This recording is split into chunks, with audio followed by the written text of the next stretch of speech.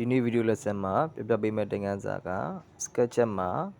object တွေကို mirror ဘယ်လိုကူးရမလဲဆိုတော့ကိုပြပေးမှာဖြစ်ပါတယ်ပထမဆုံးတစ်ခုနဲ့ကျွန်တော်က sample object ဆိုလိုက်တယ်ပေါ့နော်ပြီးရင် copy ပွားထားလိုက်တယ်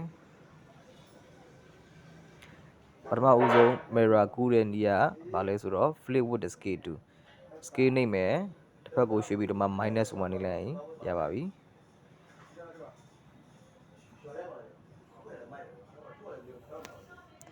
နောက်တစ်ခုက flip along the axis ရွေးပြီးတော့မှ red နှိပ်လိုက်ရင်ရပါပြီ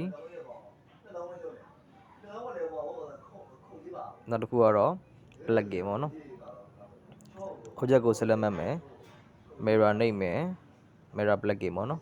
ပြီးရင် direction ရွေးလိုက်မယ်ဆိုရင်ဟောင်းဖြစ်မှာလားဆိုဖြတ်မယ်ဆိုရင် yes လို့နှိပ်လိုက်ရင်ရပါပြီ